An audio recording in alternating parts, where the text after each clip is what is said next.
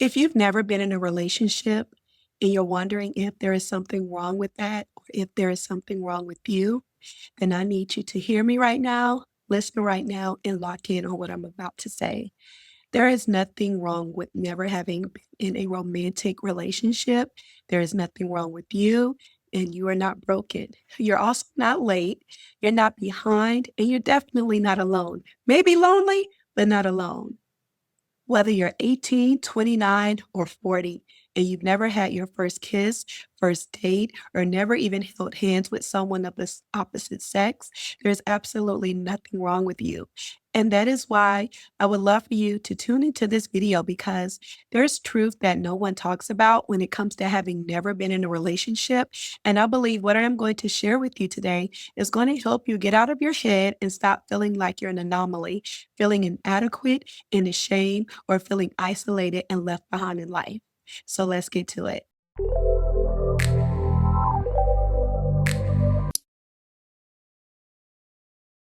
Now I have to pause and say this first.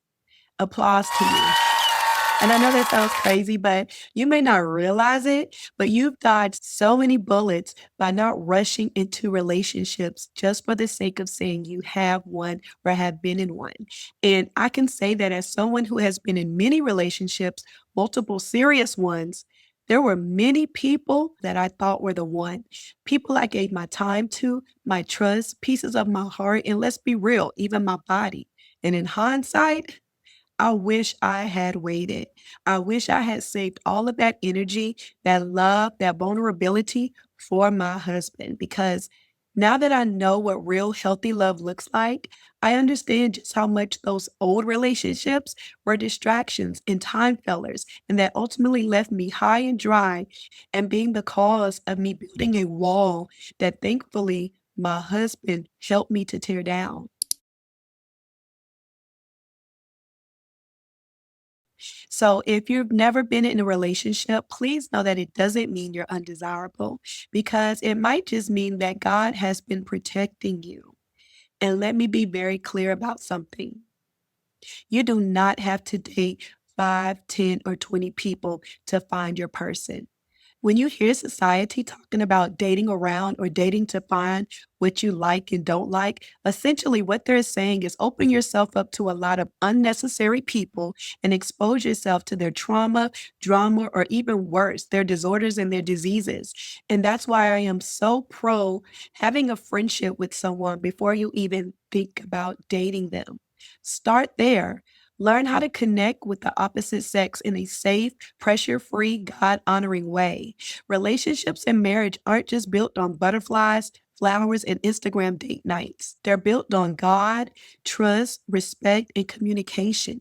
And those are all things that start with friendship. Let's be honest, never having been in a relationship can feel like you've missed out on something important.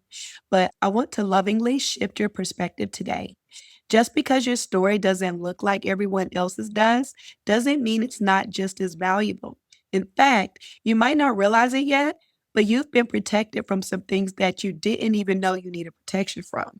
You're constantly seeing the perfect couples with their matching outfits, the engagement videos, but behind those filters, some of those relationships are struggling, and a lot of them end just as fast as they start because people jump into romance before doing the real work on themselves.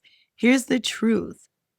Relationships take work, not couple challenges, not vacations, and definitely not matching pajama photo ops for Christmas, but work. And don't get me wrong, I am in a loving marriage to my husband of 8 years. So I understand wanting the companionship and love of another person because that's how we got here, of course.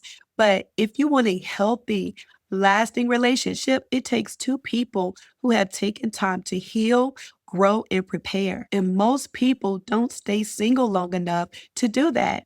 And so while you are waiting, that is something to celebrate and not feel ashamed of. Now, I want to give you some ideas of what you can do in this time of waiting instead of worrying about being single and worrying why you haven't been in a relationship. And I know, You may be tired of hearing the same old ideas of finding yourself traveling and healing, but you hear that a lot because it's true. Just look at the statistics of failed relationships and marriages.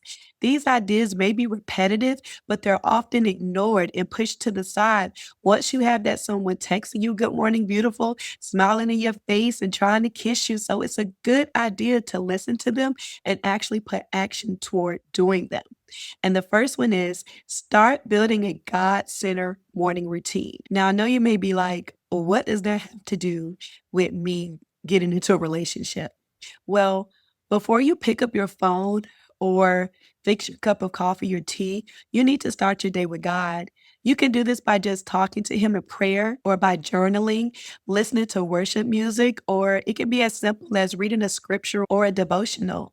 And speaking of devotional, if you want to really shift your focus from being single or lonely, I have a 30-day devotional that I created that will help you start your mornings with God so you can stop stressing, worrying, and feeling lonely and start feeling more confident, peaceful, and focused on your purpose. It will most definitely help you to align your mind and remind you of who you are with or without a significant other. And you can find the link for this devotional down in the description box or the comment section.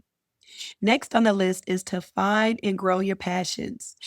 Is it a crafting idea you have? Create it. If it's a business idea you have, start it. If it's a book idea, write it.